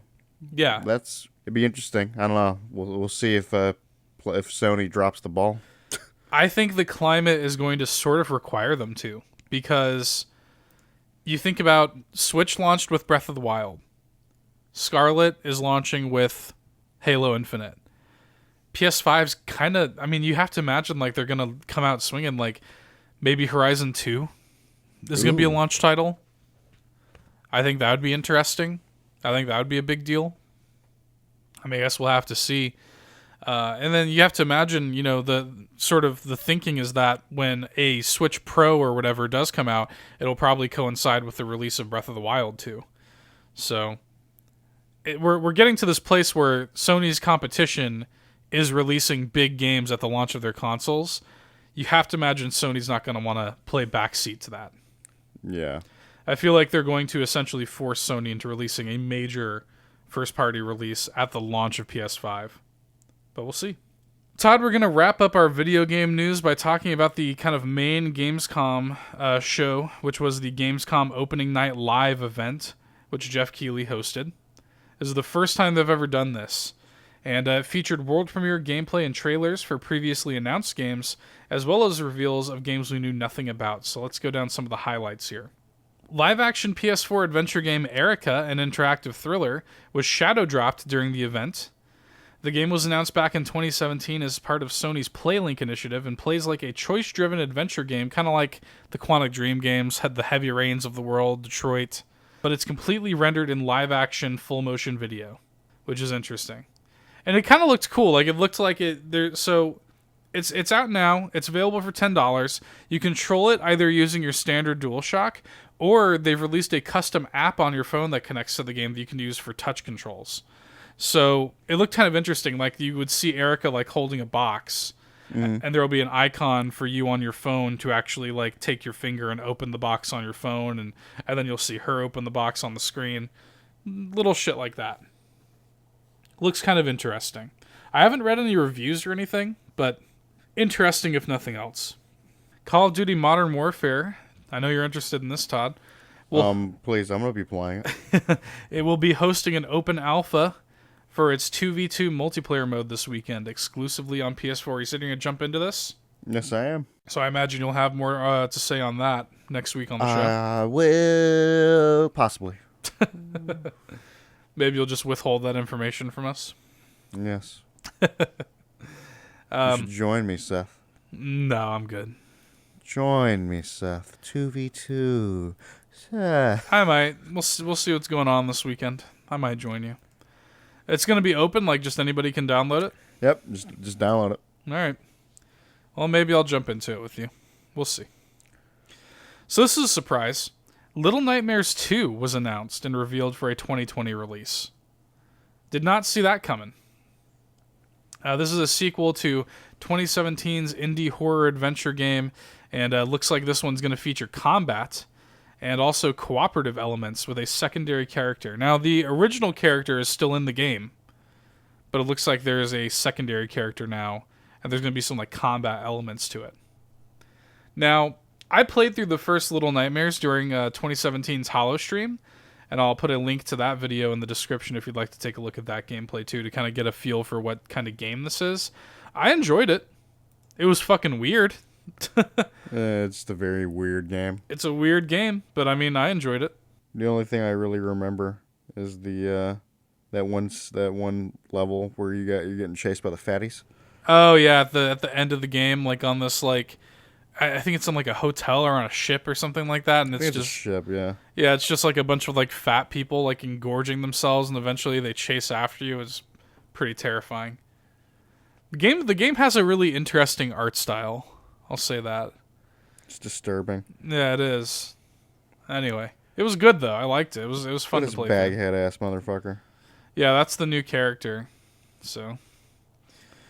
Anyway, the Nintendo Switch port of The Witcher 3 The Wild Hunt finally has a release date. It's coming October 15th. So that's something. If you want to play The Witcher 3 at like 200p, you can do that. Honestly, though, all joking aside, it is kind of a miracle that they have that game running on Switch. Like, it is noticeably downgraded, obviously, from like the PS4 version. But they have that game and it runs on Switch. That's pretty crazy. Digital Foundry did a kind of comparison video, and they say they kind of liken it to basically playing it on PC at like low settings. Okay, that's fair. You know, that's still pretty impressive, dude. And the game and the game still targets a 30 FPS. So, you know, considering it's not going to look as good, but you're going to have a handheld version of The Witcher 3. Still targeting 30 frames. Dips below, sometimes. You're obviously going to see some framiness every now and then, but for the most part, there it is. The Witcher 3 is there and intact on Switch. That's crazy. We got a trailer for a game that I had never heard of before. It's called Disintegration, and it's a new shooter from a bunch of ex-Halo developers. We don't know much about the game, but it will feature a single-player campaign as well as multiplayer, and the tone of the game feels very, I think, similar to Bungie and like Destiny and Halo. Kind of has like a comedic side to it. It looked like you were in like a mech. It looked interesting. I'm watching the trailer right now. Yeah, we didn't see a lot. It's a pretty short trailer, but the gameplay looked fairly interesting. Something to keep an eye on. Bad name. Disintegration, bad name. Don't like that at all. Yo, Todd. Shit, stock shit. Yo, Todd, want to jump on some Disintegration? It's not it's not really a good game. Doesn't roll off the tongue, Todd. Does not. We got a new trailer for the upcoming PS4 shooter Predator Hunting Grounds. From what I've been hearing, that looked pretty meh. I thought it looked pretty good, actually. I've been hearing like it looked pretty meh. I thought it looked pretty strong. I was actually surprised. I thought it was going to be like a third-person perspective shooter. It's an FPS. It's first person. The only third-person perspective is Predator. Yeah. But when you're boots on the ground, it's an FPS. I think it looks fucking solid. Honestly, I think it looks way better than the Friday the 13th game that those guys made before. And I mean, that's probably because Sony's funding it. They got that Sony money. So, I don't know. I think it looks interesting. I don't know if it's the kind of thing. It's just those kind of games aren't really my cup of tea, but I don't know. I thought it looked pretty solid. A representative of Gearbox took the stage, Todd, to discuss endgame content for Borderlands 3. To the amusement of Randy Pitchford? Much to the amusement of Randy Pitchford. Yeah. Now, I'm curious to hear your thoughts about this. So, he revealed that we will see the return of wave-based combat in the Circle of Slaughter.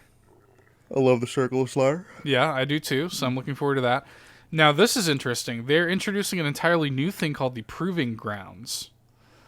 Basically, he described that players will find Iridian text throughout the course of the game that you will need to translate, and when you translate them, it will reveal coordinates to 6 special planets where these Proving Grounds will take place. Essentially, these are going to be a series of challenges that feature optional objectives with loot waiting at the end.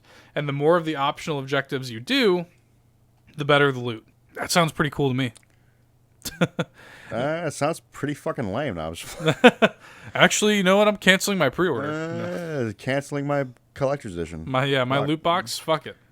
Yeah, fuck it. Sounds kind of garbage. I'm disappointed. That's shit. I'm definitely down for that. And it sounds like it's going to have a lot of replayability because the objectives will be different each time. Yeah. So, Oh, God, I'm going to be playing the fuck out of that game.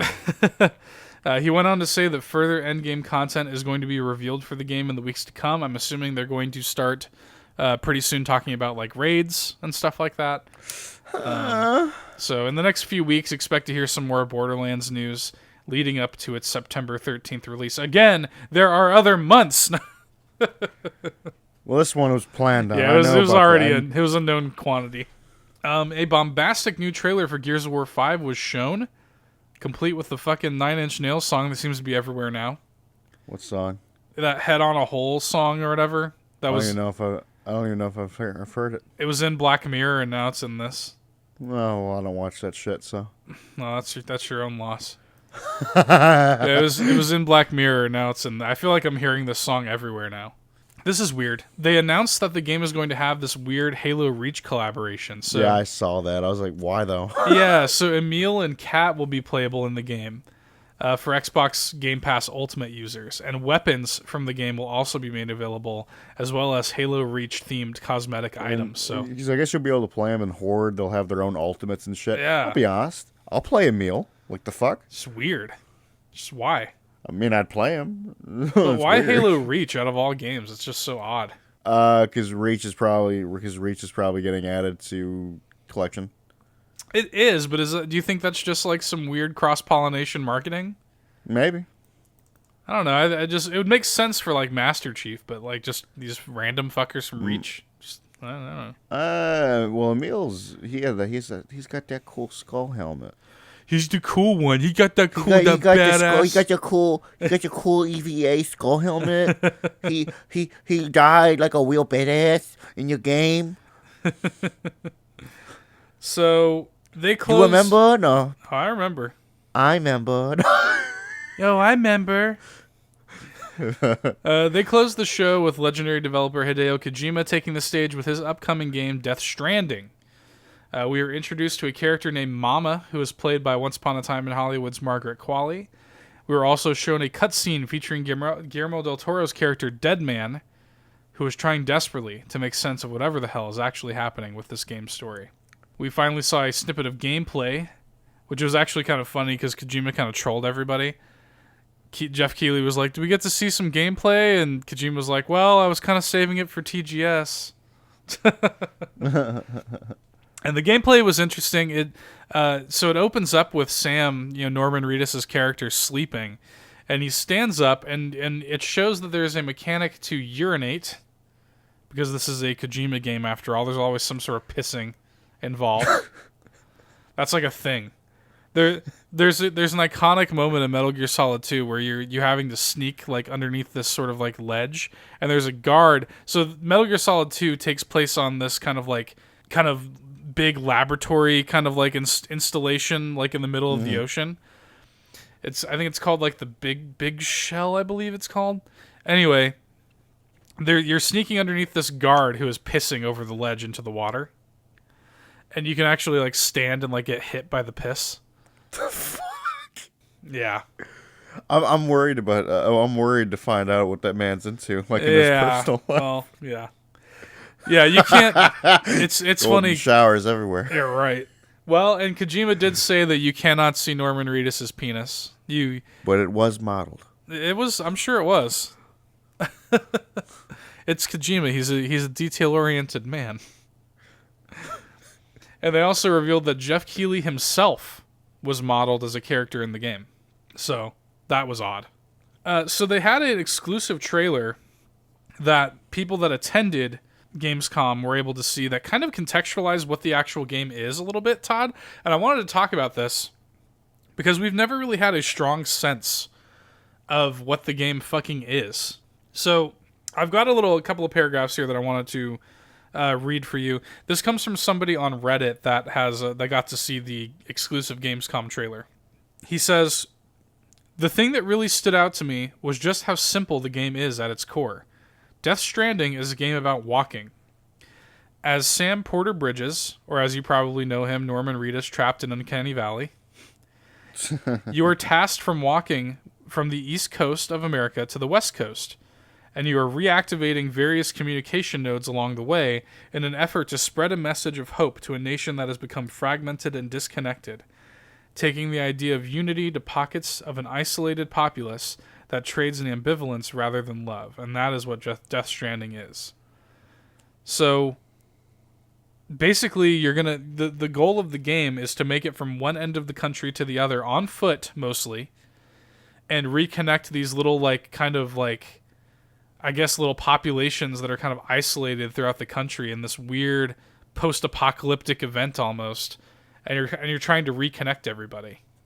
That is kind of intriguing to me, actually.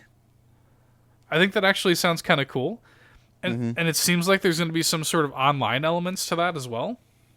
Interesting. He continues, and so you will walk. You will retrace the steps of Amelie, daughter of the President of the United Cities of America. You see that? They've changed it to United Cities of America. Mm-hmm. That's how isolated they all are. It's now just a bunch of cities. It's not even states. Who embarked on her own east-to-west journey with a convoy sometime before the game kicks into gear. She did this in an attempt to establish a network of communication relays across the country, a network that could deliver a message of unity from her mother, Bridget, who also happens to be on death's door. That message is that every problem in the world needn't be solved by force. Instead, it's hope that can bring us all together. So, that kind of paints us a little bit of a clearer picture of what Death Stranding actually is. Really, for the first time. Does it? No, I'm just playing. Really, for the first time, we kind of halfway maybe know what kind of game Death Stranding is going to be.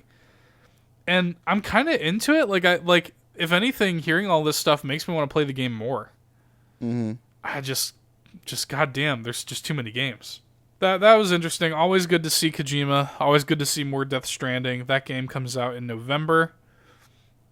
Todd, we've got a few pieces of movie-related news. Yes, we do. I felt like every time I looked at the internet, I was getting more fucking movie-related news. So, I've got really 3 big things I want to talk about here. And I think I'm going to start by talking about Variety confirming that a 4th Matrix movie is happening. Writer-director Lana Wachowski is coming back. Keanu Reeves and Carrie-Anne Moss are coming back to reprise their roles as Neo and Trinity. And Warner Brothers had this statement to make about the announcement. They say, quote, "We could not be more excited to be re-entering the Matrix with Lana. Lana is a true visionary, a singular and original creative filmmaker, and we are thrilled that she is writing, directing, and producing this new chapter in the Matrix universe," end quote. What do you make of this? I mean, I don't know what the fuck they can do with it, but I'm excited to see what they are going to do with it. That's kind of my thing. I'm like, the fuck? Here's where I come at with this. There is one good Matrix movie. That's the first one. And it is a really good Matrix movie. I contend that the first Matrix is like one of the 20 best movies ever made. I love the first Matrix movie, and it still 100% holds up today.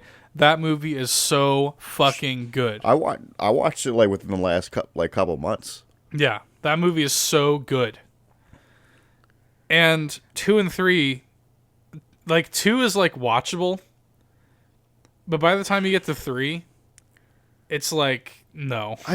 I kind of still like the shit that they end up. Some of this, not all of it. It's a pretty garbage movie. I mean, look, there are a few flowers that managed to grow in the trough of shit.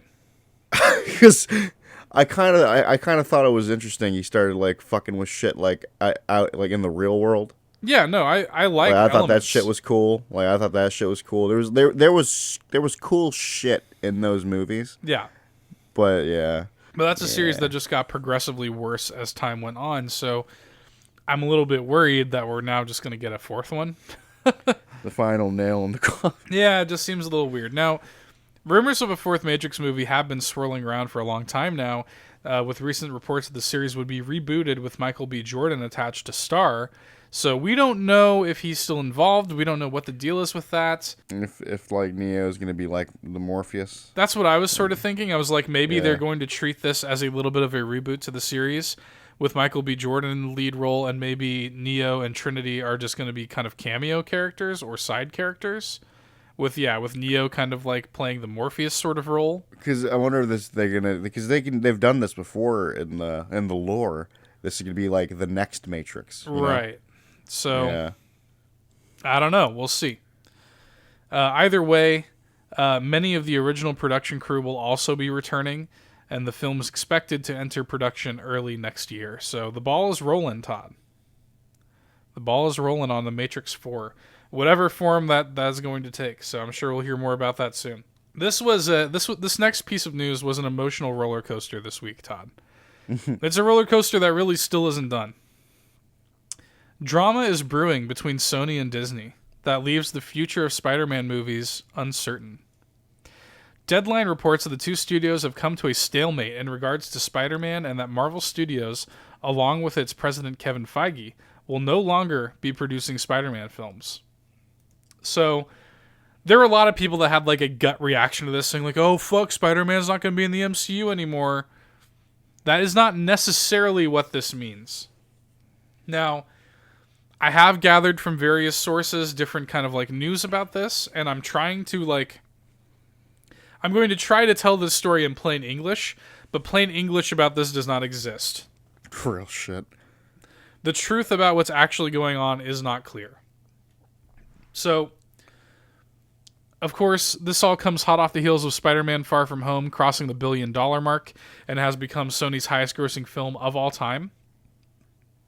Sony representatives have indicated that this dispute is simply regarding Kevin Feige's role as producer, even going as far as to cite some Spider films like Venom as movies that Feige served as uncredited producer on. So Kevin Feige produced Venom. He just didn't take a credit for it. Why would he? So, well, I mean, why would he? The movie made a lot of fucking money.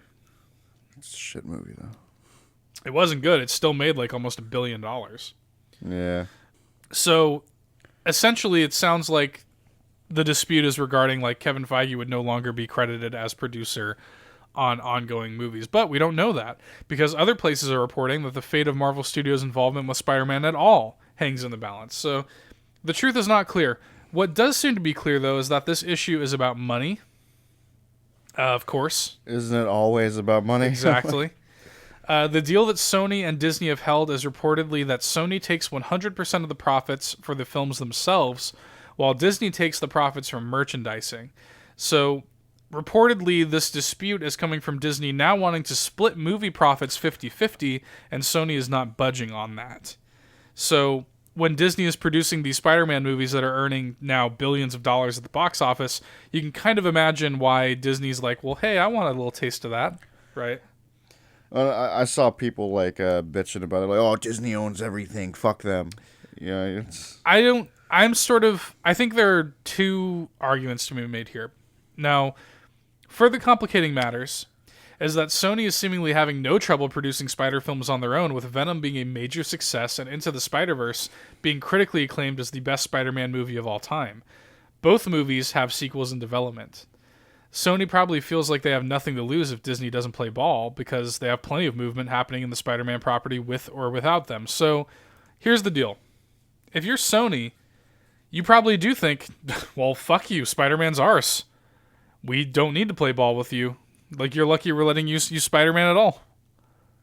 Bitch, we have our own shit going on with Spider-Man. We're making Venom. We're making Into the Spider-Verse. People love Into the Spider-Verse, even if they're not paying to go see it. Like they should have. And people are paying to go see Venom. Venom made a fuck ton of money. So, like, Sony's doing just fine with the Spider-Man property on their own without Marvel's help. So, to them, they're like, why the fuck would I take a worse deal from you? You know what I mean? Now, I can see why Disney would want a little bit of a taste, but in my opinion, like, Disney does fucking own everything. And I'm sure they would like a little bit of a taste of these billion-dollar movies, but, like, you kind of are already getting a little bit of a taste with the merchandising rights. Yeah. So, yeah, you're not getting as much money as you could be getting, but isn't it worth it to have Spider-Man in your roster? It's kind of my thing. I hope they... Because, like, I love the Tom Holland Spider-Man movies. There are things that money can't buy, Todd. And one of those things is the goodwill of your fans. Mm-hmm. you can sit there and you can haggle about like the Spider-Man movies and this, that, and the other, but the reality is a lot of fans, myself included, are going to be very disappointed if you give up Spider-Man in the MCU over money. Mm-hmm. That's not a good look. And, you know, Sony, the fact of the matter is Sony has the high ground here. They don't have to give up anything. It's their property. They own that property. They can do whatever the fuck they want. They're like Disney and Marvel are in their house. They don't have to budge. Mm-hmm. So I sort of hope that Disney just kind of says, all right, we're just going to keep the same deal. We're just going to take the bite. Look, we're not going to taste any of the $1 billion or whatever. Just let us keep playing with your character, basically, for the fans. Because, by the way, these other movies that they're utilizing Spider-Man in, these Avengers movies, Sony isn't getting a taste of that. So, yeah, these solo Spider-Man movies, sure. You know, including the $1 billion plus Far From Home, which is also getting a theatrical re-release, apparently. So, you know, I can understand both sides of it. I'm sort of siding with Sony a little bit on this one, though. I sort of feel like Disney should back off and just keep the deal as it is. As long as I continue getting Tom Holland Spider-Man movies, that's all I care about. That's my mindset. I just want more Tom Holland Spider-Man movies. I suspect, so we have D23 happening this weekend. I suspect that we may hear a little bit about this then. So if this story updates, we will cover it next week on the show. One last news topic, Todd. For the love of fucking God. R.I.P. my voice. As we're moving into the 2-hour mark here on the show, just about. This is exciting, though. I wanted to end this show on a high note, because this is indeed a high note, Todd. There may be a spark of hope left in the galaxy far, far away. According to The Hollywood Reporter, Ewan McGregor is in talks with Lucasfilm to reprise his role of Obi-Wan Kenobi in a yet-to-be-titled series for the upcoming Disney Plus streaming service. Yes! Yes. That's all I have to say. My nipples are hard. Like, yeah, I remember when you were first talking about this, like, off recording, I was like, oh. Because I didn't know about it. Because, like, I try to stay. I don't really jump on the internet for, like, shit like this. Yeah, you prefer actual depressing news. I do. I like news that isn't depressing. So I look at video game news. I like to see the world as it is. And I like to escape it. So, yeah. So, this is exciting. Of course, Ewan said just last year that while he had not been approached to reprise his role as Obi-Wan, he would certainly be interested if they asked him. So, I'm wondering if that kind of drummed up some interest within Lucasfilm. Of course, this comes off the heels of reports that a Kenobi movie was planned to follow up Solo: A Star Wars Story last year, but those plans were scrapped when Solo underperformed at the box office. So, while nothing has officially been confirmed by any of the involved parties, again, maybe this is something we'll hear about at D23, a streaming series involving Obi-Wan would be the perfect way to bridge the character's story gap between episodes 3 and 4.